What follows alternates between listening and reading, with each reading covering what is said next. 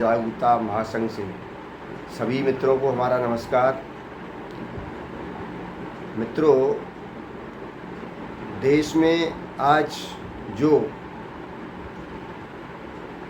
भीषण परिस्थितियां, देश में 1000 में 999 लोग, लाखों के महंगे इलाज, लाखों की महंगी शिक्षा और लाखों के महंगे मकान से वंचित हैं, जबकि देश में प्रजातंत्र है यानी जनतंत्र है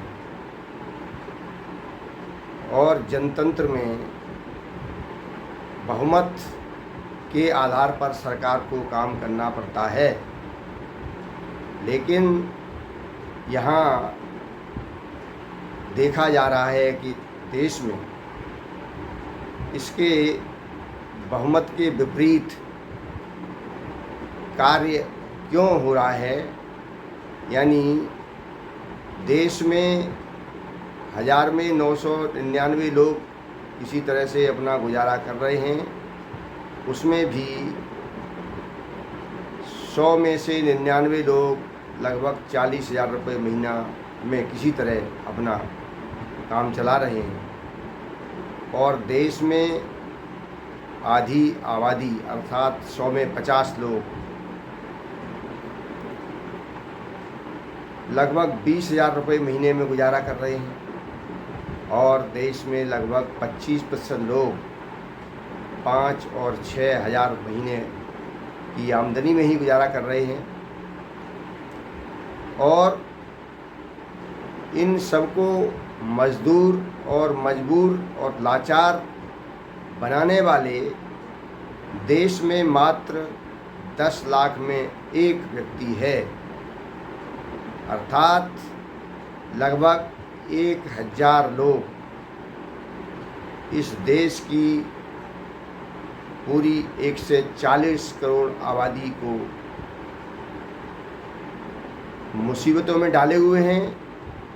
उनको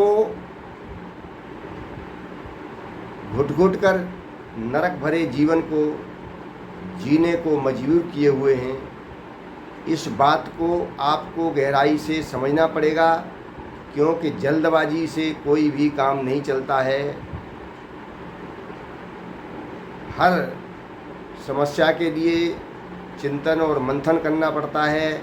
एक आपको झोपड़ी बनानी है तो शायद है कि एक दिन में बन जाएगी, और आपको एक पक्का कमरा बनाना है तो उसमें लगभग 1 महीना लगेगा, और आपको कई मंजिल की बड़ी बिल्डिंग बनानी है तो उसमें 1 आध साल लगता है। तो आपको बड़ा लक्ष्य हासिल करना है, बड़ी सफलता हासिल करनी है, बड़ी खुशहाली हासिल करनी है, तो आपको वीडियो को लगातार सुनते रहना है। निश्चित रूप से आपको मुसीबतों और दुख भरे जीवन से आप निश्चित रूप से सभी देशवासी खुशियों की तरफ अपने आप ही चलने लगेंगे। कोई भी काम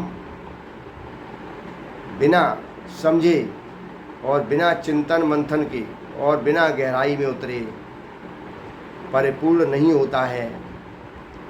जब छोटा डॉक्टर, इंजीनियर, वकील बनने में 5 साल लगते हैं, तो आप क्या 5 घंटे भी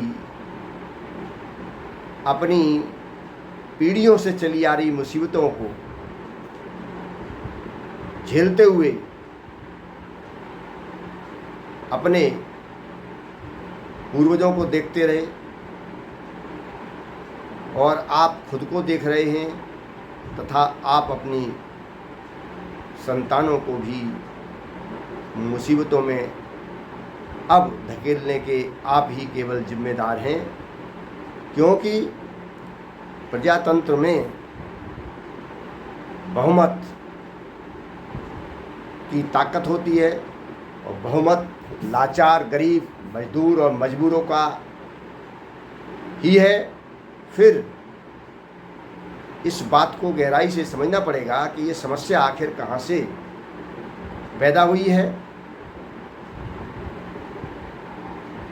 मुख्य रूप से जब चिंतन करने के बाद, जब आप भी चिंतन मंथन करेंगे, तो निश्चित रूप से आप पाएंगे कि आप देश का और अंतर्राष्ट्रीय स्तर का, राष्ट्र का आर्थिक तंत्र का ढांचा जब आप समझेंगे, तो निश्चित रूप से आप समस्या का समाधान पाकर खुशहाली की तरफ अपने आप बढ़ते चले जाएंगे। तो जब गांव में कहावत है कि हथेली पर आम नहीं जमता, यानी हथेली पे कुछ लोग कहते हैं कि सरसों भी नहीं उगती, तो थोड़ा सा धैर्य और चिंतन मंथन करना ही पड़ेगा, क्योंकि बिना चिंतन मंथन के आप खुशहाली की तरफ नहीं चल पाएंगे। इसलिए आपको कुछ बिंदु गहराई से समझने पड़ेंगे कि देश में ये लाखों के महंगे इलाज, लाखों की महंगी शिक्षा और लाखों के महंगे मकान क्यों हो गए हैं, और किसने किए हैं और किस लिए किए हैं। जब आप इस पर गहराई से चिंतन करेंगे कि आप सभी देशवासी जो लगभग 40,000 50,000 रुपये महीना कमाते हैं, वो लगभग देश में 99% हैं। 1 लाख कमाने वाले भी लोग बड़ी मुश्किल से अपना गुजारा कर पा रहे हैं, और ये जो 1 लाख वाले महीने की आमदनी वाले हैं, 100 में 99 नहीं, 1000 में 999 लोग हैं।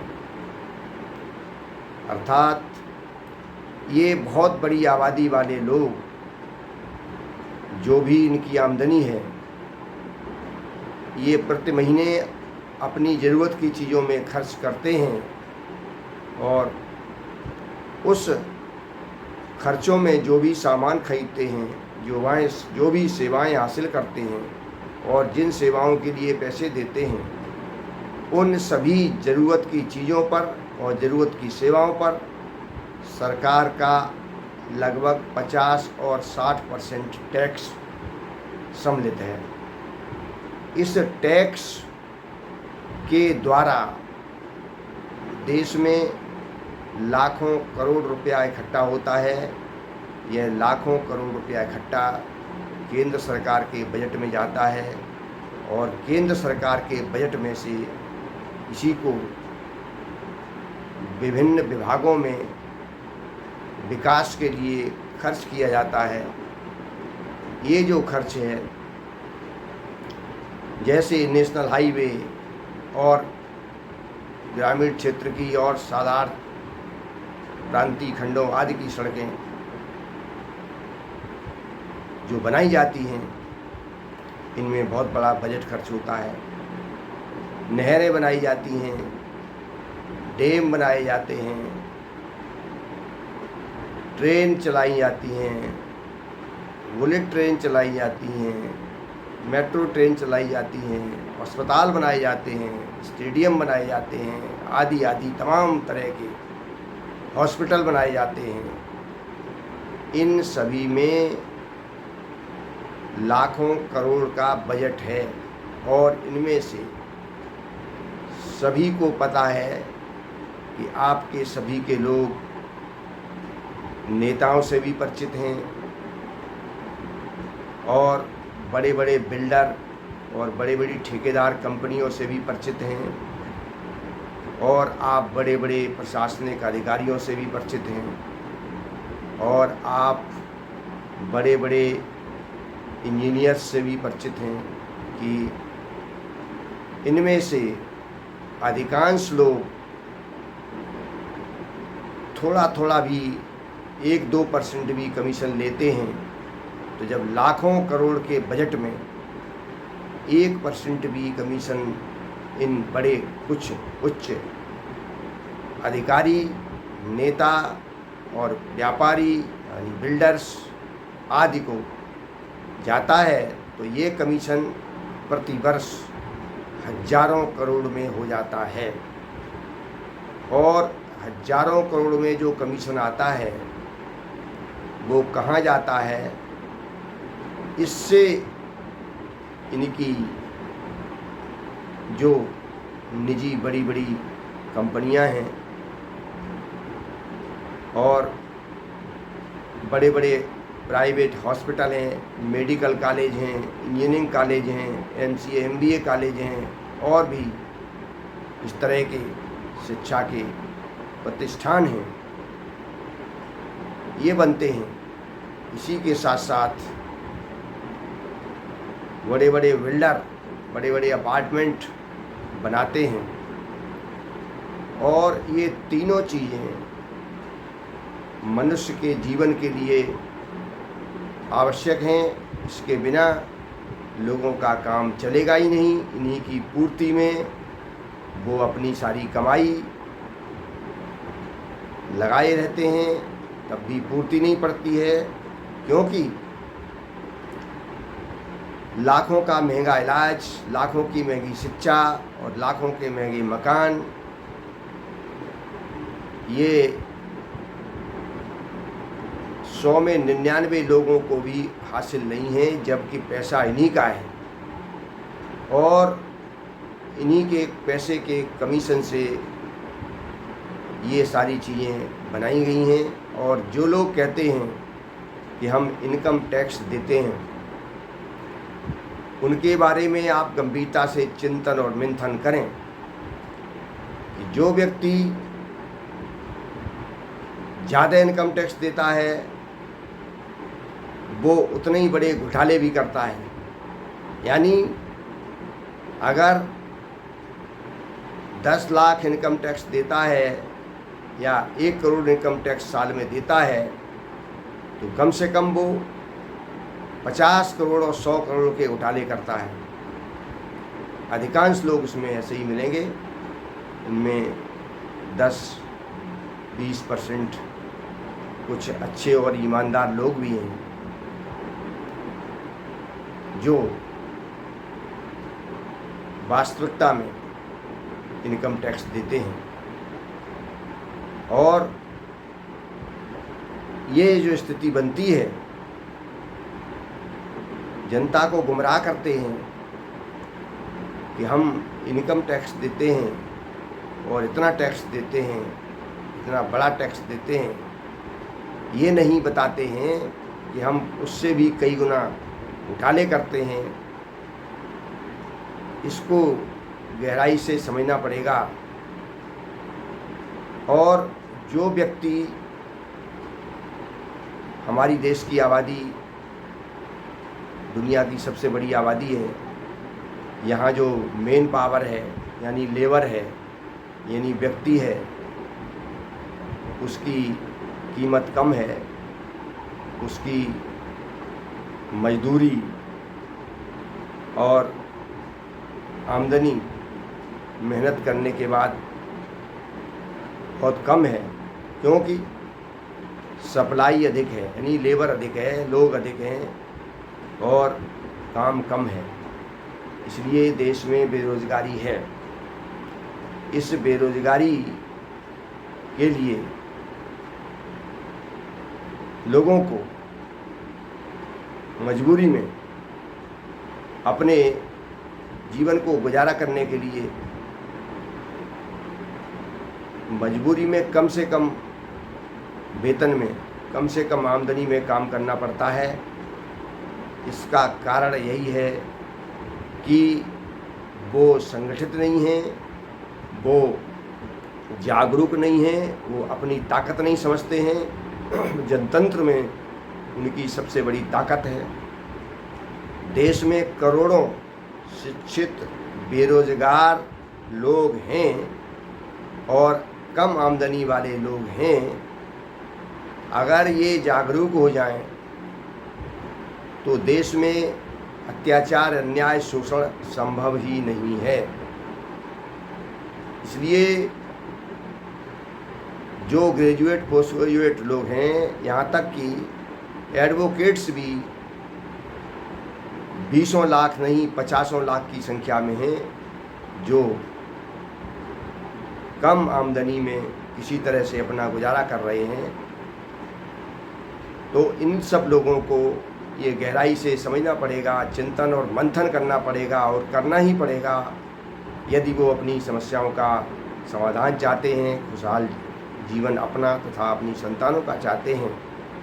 तो ये ज़रा सोचें कि आपकी इस आज़ादी के लिए, आपकी इस वोट की ताकत के लिए जिन लोगों ने गुलामी से छुटकारा दिलाने के लिए अपनी जान आहुति कर दी, अपने बच्चों को, अपने परिवार को तड़पते बिलखते छोड़ दिया।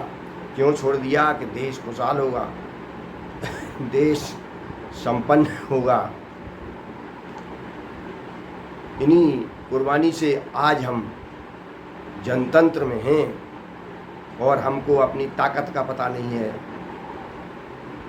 कि हमारे लिए हमारे पूर्वजों ने शहीद होकर के कितनी बड़ी संपत्ति और कितनी बड़ी ताकत दिलाई है। इसलिए हम अगर संगठित नहीं हैं तो दोष हमारा है। हम आपस में ही, जो कमज़ोर वर्ग के लोग हैं, यानी गरीब लोग हैं, दुखी और परेशान लोग हैं, वो आपस में ही एक दूसरे को नीचा दिखाने में लगे रहते हैं। इनका कोई संगठन नहीं है, इनकी कोई यूनियन नहीं है, और जो लोग देश को लूट रहे हैं उनकी सभी की यूनियनें हैं, सभी के संगठन हैं। जैसे फिक्की कहते हैं, जो उद्योग और व्यापार मंडल का इंडिया का सबसे बड़ा संगठन है, जो देश की आर्थिक पॉलिसी तय करता है। प्रधानमंत्री और भारत सरकार को भी मजबूर होना पड़ता है। इस तरह से बड़े बड़े जो संगठन हैं, यानी बड़ी बड़ी कंपनियां हैं, उनके भी संगठन हैं, हर विभाग के संगठन हैं, हर क्षेत्र में जो उद्योग व्यापार की इकाइयां हैं उन सभी के संगठन हैं। इसलिए वो संगठित होकर के सरकार को मजबूर बना देते हैं। लेकिन जो देश के 99% दुखी परेशान लोग हैं, इनमें जो जागरूक और शिक्षित और धार्मिक अपने को मानते हैं और समाज सेवी आपको मानते हैं, राष्ट्रभक्त आप अपने को मानते हैं, वो सही लोगों के साथ संगठित नहीं हैं। इनमें बहुत से लोग जो लुटेरे हैं, जिनकी संख्या 10 लाख में एक है, उनके साथ थोड़े से लालच में, थोड़े से बहकावे में या अज्ञानता में चले जाते हैं, और उनको कहीं जब मिलना चाहिए 100 रुपये तो कहीं उनको उसमें से 1 पैसा मिल जाता है। इसी पैसे यानी इसी टुकड़े की उम्मीद में वो दुम हिलाते हुए अपने को तथा अपने पूरे समाज को, अपनी जाति को, अपने क्लास को, जो भोले भाले लोग हैं उनको बहका करके, उनको अंधकार में रख के खुद भी लुटते हैं लुटेरों से, और अपने संतानों को, अपने रिश्तेदारों को, अपने मित्रों को, अपने समाज को भी लुटवाते हैं। इन सब पर गंभीर चिंतन करना आवश्यक है। और जब ये लोग जो समझदार से और जागरूक धार्मिक राष्ट्रभक्त अपने को मानते हैं, ये वास्तव में ये अपना दायित्व निभाएंगे, तभी ये स्वयं खुशहाल होंगे और अपने संतानों को, अपने मित्रों को, अपने परिवार वालों को और देश को खुशहाल बना सकेंगे। इसलिए निश्चित रूप से हम लगातार सब मिलते रहें और राष्ट्र का जो खुशहाली पूर्वक वातावरण बनाने में अपना महत्वपूर्ण योगदान दें। इसके लिए देश में राष्ट्रीय आर्थिक सामाजिक न्याय मोर्चे का राष्ट्रव्यापी गठन किया गया है, जिसमें तमाम अच्छे संगठन हैं जो वास्तव में सच्चे मन से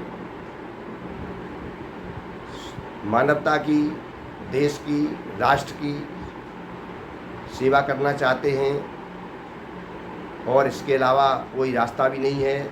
न्यायकारी, शांतिप्रिय, खुशहालीपूर्ण व्यवस्था चाहते हैं, वो जुड़ रहे हैं। निश्चित से जुड़ना ही पड़ेगा। इसमें भारतीय मतदाता जागरूकता महासंघ, विकास फाउंडेशन और आर्थिक आज़ादी आंदोलन, इस तरह के तमाम सारे संगठनों के सच्चे समाजसेवी लोग जुड़ते जा रहे हैं। जो central core committee, state core committee, district core committee, विधानसभा कोर कमेटी, ब्लॉक कमेटी, नगर कमेटी, वार्ड कमेटी, मोहल्ला कमेटी, ये सब बनाई जा रही हैं और इसमें देश के सभी क्षेत्रों में, यानी जो देश का ढांचा है, शासन, प्रशासन, राजनीति, उद्योग, व्यापार, विज्ञान, संस्कृति, धर्म, इन सभी क्षेत्रों में देश की जनता को जागरूक करने के लिए, ज्ञान अर्जित करने के लिए, उनकी ताकत और उनके कर्तव्य तथा अधिकारों को जानने के लिए 5 दिन का प्रशिक्षण दिया जाता है। इसके लिए पहले 1 दिन का प्रशिक्षण शुरू किया जाता है और उसमें जो लोग वास्तव में प्रशिक्षण प्राप्त कर लेते हैं और निश्चित रूप से वो समझ जाते हैं कि हमारा खुशहाली का और कोई रास्ता नहीं है। इसलिए आप राष्ट्रीय आर्थिक सामाजिक न्याय मोर्चा से जुड़ें। हमारा नाम महेश मानव, दिल्ली, व्हाट्सएप नंबर 9711539237 है और लगातार आप हमारे वीडियो देखते रहिए, सीरियल वाइज और स्टेप बाय स्टेप आपको सभी कार्यक्रमों का पता चलता रहेगा और निश्चित रूप से आप वीडियो को सुन करके, देख करके आप एक विशाल ज्ञान से परिपूर्ण, प्रतिभा से परिपूर्ण व्यक्ति होंगे। क्यों कहते हैं नॉलेज इज़ पावर, ज्ञान ही शक्ति है। और जब आप में अपनी शक्ति का पता लगेगा, जैसे भारतीय संस्कृति में कहा गया अहम ब्रह्मास्मि, मैं ब्रह्म हूँ, तत्त्वम असि, वह तुम हो, यानी जो संसार का सर्वशक्तिमान, जो एक संचालक है वो आपके माध्यम से आपके अंदर ही बैठा हुआ है। आप अपने को पहचानने लगेंगे।